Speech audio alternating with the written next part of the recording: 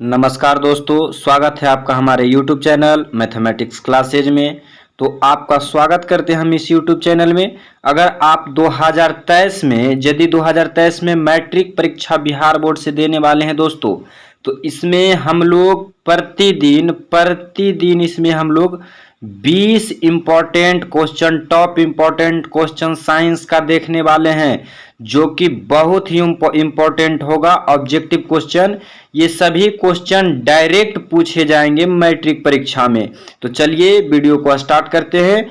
हमारे चैनल पर नए आए हो तो चैनल को जरूर से जरूर सब्सक्राइब कर लें। तो चलिए अब इस वीडियो को हम लोग स्टार्ट करते हैं। तो चलिए ये क्वेश्चन आप लोग देख सकते हैं। पहला क्वेश्चन ये आप लोगों के सामने ये रहा कि प्लास्टर ऑफ पेरिस, इसका बताइए कि प्लास्टर ऑफ पेरिस। चलिए क्वेश्चन स्लाइड हो गया। पहला क्वेश्चन देखिए ये रहा आपके पास कि प्लास्टर ऑफ पेरिस का रासायनिक नाम है। प्लास्टर ऑफ पेरिस का रासायनिक नाम क्या होता है, केमिकल नेम क्या होता है प्लास्टर ऑफ पेरिस का? तो पहला ऑप्शन आप लोगों के पास है कैल्शियम सल्फेट। पहला कैल्शियम सल्फेट, दूसरा कैल्शियम सल्फेट मोनोहाइड्रोक्साइड, और तीसरा ऑप्शन है कैल्शियम क्लोराइड और कैल्शियम सल्फेट अर्धहाइड्रेट। तो चलिए इसका आंसर आप लोग जल्दी जल्दी बताइए दोस्तों कि इसका आंसर क्या होगा। ये क्वेश्चन बहुत ही इंपॉर्टेंट है और ये कई बार पूछ चुके हैं क्वेश्चन। तो इसका सही जवाब हो जाएगा ऑप्शन नंबर 4। तो दोस्तों आप लोग भी 2023 में मैट्रिक परीक्षा देने वाले हैं बिहार बोर्ड से, तो हम लोग प्रतिदिन 20 क्वेश्चन को देखते हैं जो कि इम्पोर्टेंट क्वेश्चन होता है। तो आप लोग हमारे इस चैनल को सब्सक्राइब कर लें और बेल आइकन को जरूर प्रेस कर ले दोस्तों। और चलिए ये प्रश्न आप लोगों के सामने आ गया है। दूसरा प्रश्न कि निम्नलिखित में कौन से अधातु, इस चीज को ध्यान से देखिए, अधातु कह रहा है दोस्तों, विद्युत का सुचालक है। तो इसका आंसर आप लोग जल्दी से बताइए। ग्रेफाइट है, ग्रेफाइट हो गया, या सल्फर हो गया, या नाइट्रोजन, या क्लोरीन।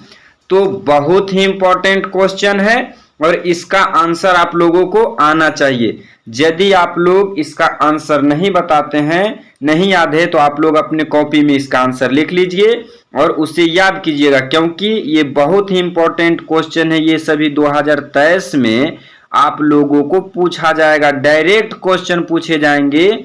तो इसका सही जवाब हो जाएगा option number A, graphite. Graphite एक ऐसा अधातु है, ग्रेफाइट अधातु है लेकिन ये विद्युत का सुचालक है, ये विद्युत का चालन करता है। तो चलिए अब हम लोग चलते हैं दूसरे प्रश्न की ओर। तो दूसरा प्रश्न ये रहा, ये बायोलॉजी का बहुत ही इंपॉर्टेंट क्वेश्चन है, ये कई बार क्वेश्चन पूछा जा चुका है। तो चलिए प्रश्न आप लोग देखिए कि प्रश्न है मानव का जो मूत्र होता है, यानी कि मानव का जो पेशाब होता है दोस्तों, मानव का जो पेशाब है, मानव का पेशाब बताइए कि उसमें कितने परसेंट यूरिया पाए जाते हैं। सॉरी, ये प्रश्न था आप लोगों का, ये प्रश्न था आप लोगों का कि मानव के मूत्र में कितने प्रतिशत यूरिया पाया जाता है। यूरिया आप लोग देखिए,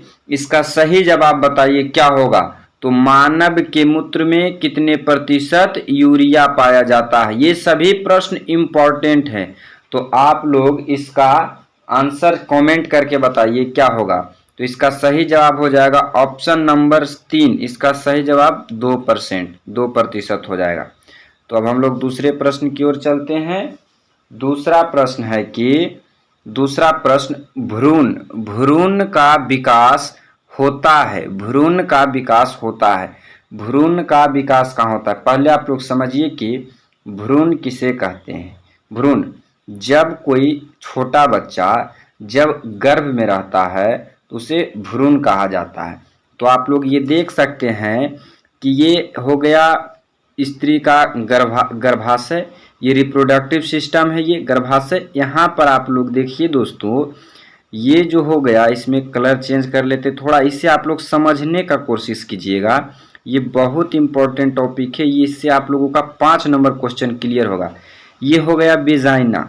यहाँ से स्पर्म अंदर की ओर जाते हैं, यहाँ से जो स्पर्म है ये इस अंदर की ओर जाते हैं, बहुत सारे स्पर्म, लाखों स्पर्म इधर की ओर जाते हैं, ठीक। और उसके बाद ये अंडाशय हो गया, ये अंडाशय हो गया, ठीक। अंडाशय हो गया, स्पर्म दोनों तरफ इधर की ओर भी जाएंगे और इधर की ओर भी जाएंगे, दोनों तरफ स्पर्म अंधाधुंध जाते हैं, ठीक। कुछ स्पर्म मर जाते हैं, कुछ जाते हैं।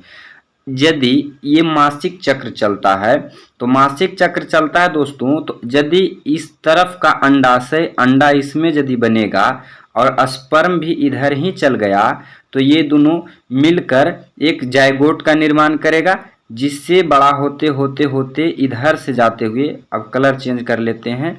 अब उसके बाद देखिए, इधर से जाते हुए, इधर से कलर गया, सॉरी, ये इधर से स्पर्म गया, अब यहाँ पर जाइगोट बना के इधर धीरे धीरे टघरते हुए इधर आ जाएगा, ठीक। और ये हो गया, ये आपका जो देख रहे हैं ये है गर्भाशय, और इसी में बच्चा तैयार होता है। इसी को हम लोग बोलते हैं गर्भाशय, गर्भाशय बोलते हैं, ठीक। तो देखिए, अब बताइए कि बच्चा यानी भ्रूण, जब तक बच्चा माँ का पेट में है उसे हम लोग भ्रूण कहते हैं। भ्रूण का विकास कहाँ होता है? तो भ्रूण का विकास अंडाशय में होगा। ये तो गलत हो गया, अंडाशय में नहीं होता है, योनि में। ये योनि के माध्यम से स्पर्म जाते हैं, इसमें भी नहीं होगा। गर्भाशय में, गर्भाशय में, ये गर्भाशय 2 बार लिखा गया दोस्तों, मिसप्रिंट हो गया, गर्भाशय में या फिलोपियन ट्यूब में। तो इसका सही आंसर हो जाएगा गर्भाशय में, ऑप्शन नंबर सी, गर्भाशय में। फिलोपियन ट्यूब हो गया ये जो अंडाशय है, और इस तरह से ये जो ट्यूब लगा हुआ है इसी को फिलिपियन ट्यूब कहा जाता है, ठीक। तो इसका सही जवाब हो गया गर्भाशय में। भ्रूण का विकास गर्भाशय में होता है। तो ये बहुत ही इंपॉर्टेंट क्वेश्चन है, आप लोगों को ये सब्जेक्टिव में भी लिखने को देगा। तो यदि यह आप लोगों को इंपॉर्टेंट लग रहा है तो दोस्तों आप लोग से रिक्वेस्ट है कि इस वीडियो को अपने दोस्तों में ज़्यादा से ज़्यादा शेयर कीजिए, और हमारे चैनल पर नए आए हो तो चैनल को सब्सक्राइब कर ले। तो चलिए, अब ये क्वेश्चन आप लोगों के सामने ये रहा।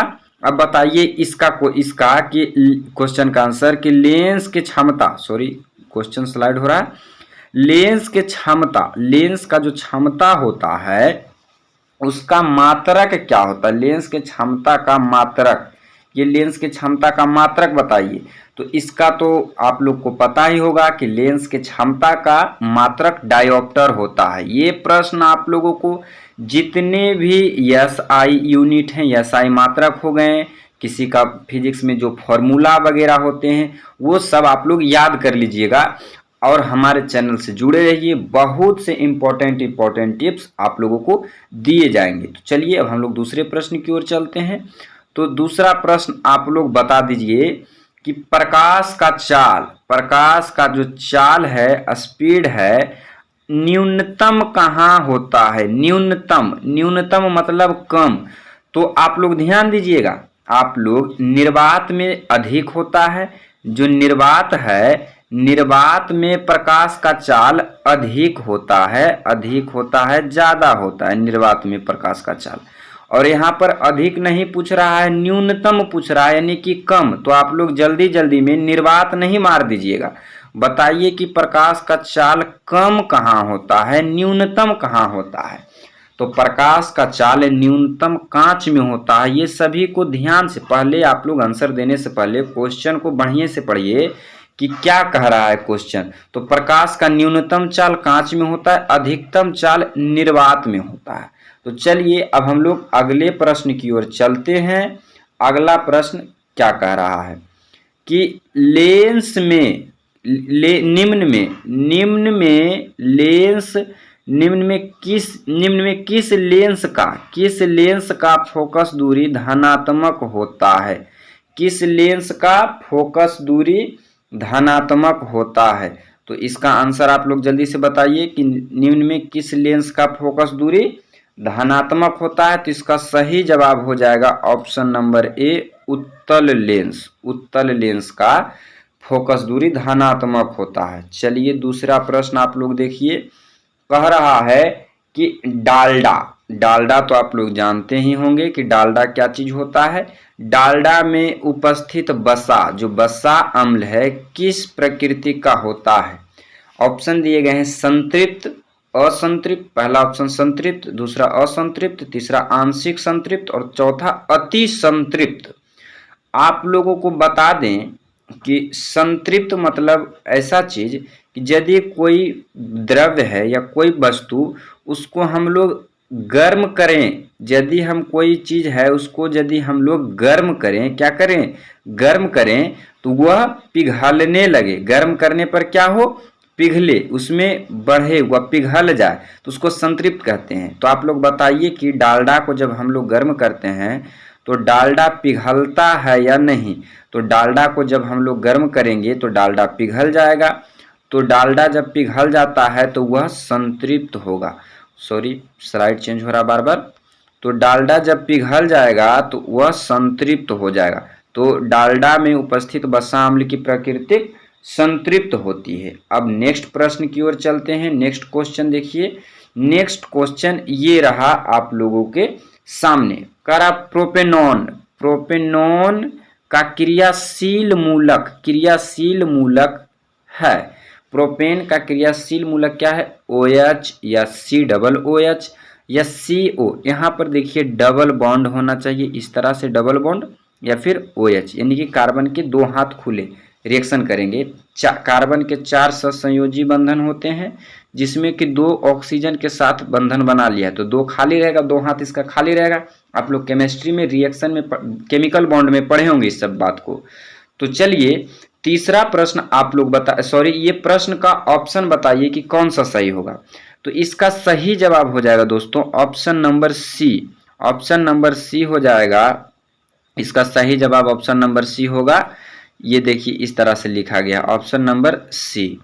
ऑप्शन नंबर सी इस तरह से लिखा गया, कार्बन का 2 हाथ इधर खुला और O के साथ रिएक्शन किया हुआ, इस तरह से option number C is correct. चलिए अगला प्रश्न की ओर बढ़ते हैं, और ये सभी प्रश्न बहुत ही इंपॉर्टेंट है, तो आप लोग वीडियो को छोड़कर नहीं जाइएगा, वीडियो को लास्ट तक देखिए दोस्तों, वीडियो को लास्ट तक देखिए। डायरेक्ट ऑब्जेक्टिव क्वेश्चन पूछे जाएंगे, डायरेक्ट। चलिए ये प्रश्न का जवाब आप लोग बता दीजिए कि इथिलीन है। इथिलीन क्या है, इथिलीन को क्या बोला जाता है। इथिलीन को पैराफिन कहते हैं, या ओलिफिन कहते हैं, या एल्केन कहते हैं, या एल्काइन कहते हैं। तो चलिए इसका जवाब जल्दी से बता दीजिए, आप लोग कमेंट कीजिए कि इसका सही जवाब क्या होगा।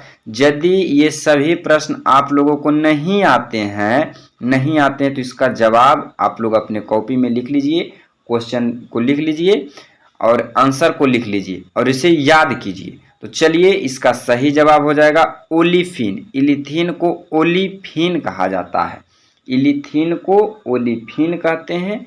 अब हम लोग दूसरे प्रश्न की ओर चलते हैं। निम्नलिखित में कौन से जीवाश्म ईंधन नहीं है, जीवाश्म ईंधन नहीं है। देखिए बायोगैस हो गया, पेट्रोलियम, प्राकृतिक गैस, कोयला। तो इसका सही जवाब हो जाएगा, इसका सही जवाब हो जाएगा बायोगैस। इसका सही जवाब हो जाएगा बायोगैस। बायोगैस नहीं है बोल रहा है दोस्तों, नहीं। पेट्रोलियम ईंधन है, प्राकृतिक गैस ईंधन है, कोयला ईंधन है, लेकिन ये बायोगैस नहीं। तो इसका सही जवाब बायोगैस हो जाएगा। तो अब अगले प्रश्न की ओर, अगला प्रश्न बताइए आप लोग। कह रहा है कि टिहरी बांध का निर्माण, टिहरी पर जो बांध निर्माण किया गया था उसका क्या पर्पस था, उसका उद्देश्य क्या था, कि जल आपूर्ति करना, या भूमि सिंचाई, या बिजली उत्पादन, या इनमें से सभी। तो देखिए यदि हम लोग कोई जल को संग्रहित करते हैं, किसी प्रकार के जल को जब हम लोग जमा करते हैं कहीं पर, मतलब समझ लीजिए कि ये हम लोग, सॉरी क्वेश्चन स्लाइड हो रहा, कहीं पर हम लोग जल को जमा किए हैं, जल को हम लोग क्या किए हैं, स्टोर किए हैं, जल जमा किए हैं, जल को हम लोग जमा किए हैं। क्वेश्चन स्लाइड हो रहा, देखिए थोड़ा वेट कीजिए प्लीज। देखिए जल को हम लोग कहीं पर संग्रहित किए हैं, संग्रहित किए हैं। इसका कलर क्यों नहीं चेंज हो रहा है? जल को यदि हम लोग संग्रहित किए हैं, जल को यदि हम लोग कहीं जमा किए हैं तो उससे क्या मतलब होगा? कहीं पर बांध बना के सोचेंगे कि वहां से जल की पूर्ति हो जाए, भूमि को पटा लें, यानी कि पटौनी कर लें, जल सिंचाई कर लें, वहां से बिजली उत्पादन कर लें, यानी कि टिहरी बांध का उद्देश्य क्या था? सभी, ये तीनों हो जाएंगे। तो इसका सही जवाब हो जाएगा ऑप्शन नंबर डी, इनमें से सभी। अब आप लोग नेक्स्ट प्रश्न की ओर चलिए। दूसरा प्रश्न क्या कह रहा है?